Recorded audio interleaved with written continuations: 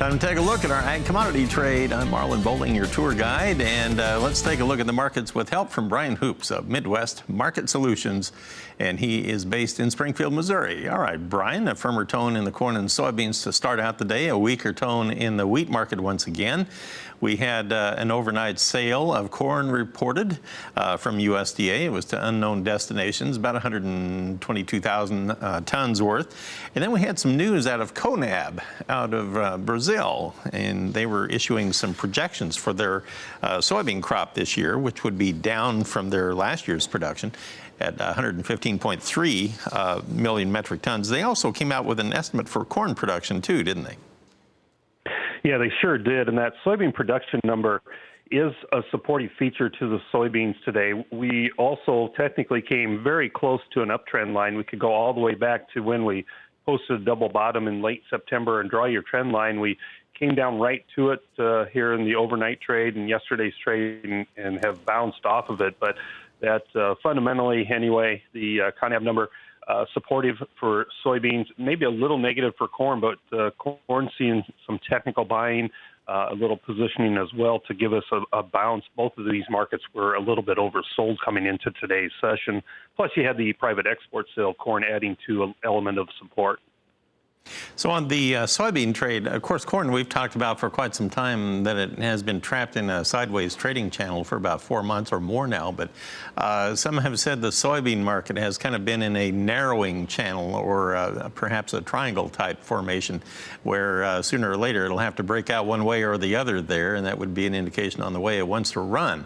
How do you interpret those charts here? Yeah, I would view both corn and soybeans in that similar type of pattern where, we're kind of getting into a real narrow band. And at some point, the market's going to break out one way or the other. I would personally expect that we're probably going to see prices work its way lower. I think there is indications that our demand is going to soften, especially as we turn the calendar into March. We have big crops coming out of South America, and the world can turn to Argentina for corn and for soybeans, as well as Brazil and the Ukraine. So there's really may not be an indication we're going to see much in the way of demand for U.S. products. CONAB did reduce their expected corn production this year due to hot, dry weather in parts of the growing region, at least the production on their first corn crop. Remember, they have two, and the larger one is actually just being planted right now. It's called their safrinha crop. Let's take a look at our current trade, and we'll start with that corn market right now. On the March contract in Chicago, right now we are trading at 375.5, and it's getting a little bit of a head of steam behind it. It's 2 3/4 higher. The new crop December contract, 399.5. Oh, so close to $4. It is up 1 3/4 right now.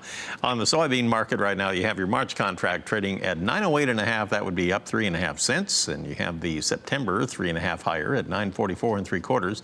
And in the wheat has really struggled today. We have March Chicago wheat a 1 1/4 lower at 517, and new crop July now down 4 at 518 3/4. That's off its earlier high this morning by about 4.5 cents.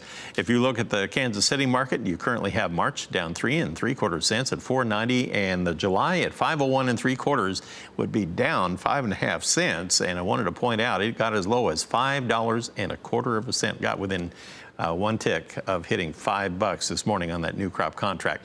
We'll come back and talk more with Brian Hoops of Midwest Market Solutions. We'll talk about our livestock trade when we come back.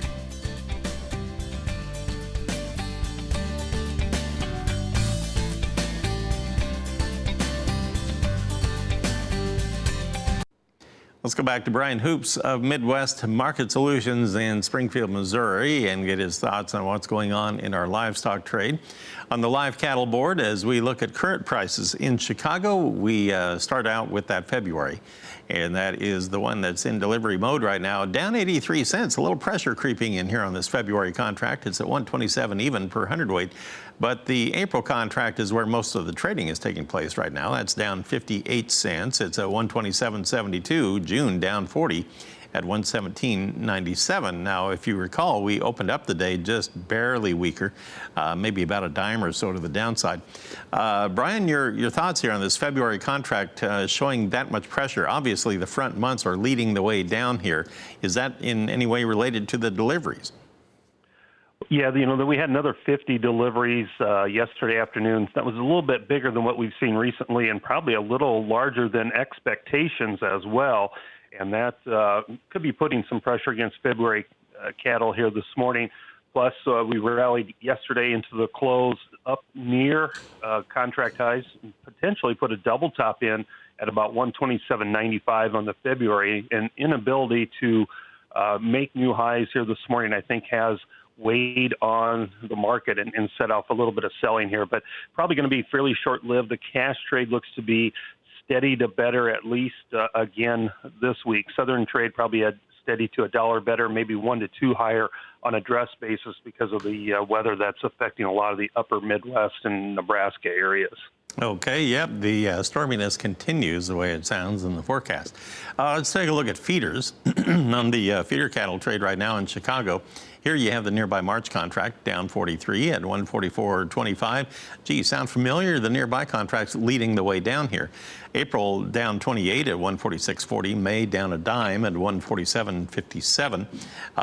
The lean hog trade, I want to take a look at that as well. Now, we had big gains in everything but the February today, and now you have June and July going over $2 higher. The April contract, where most of the action is up $1.95 right now at 61.02. They did seem to light a fire under the lean hog market here this morning. Any inkling as to what's driving it today? We're fundamentally seeing a little bit of an uptick in the cash markets. Products have been a little firmer as well, but that weather that we talked about in the upper Midwest, slowing some transportation of hogs, and that's given us a boost in the cash.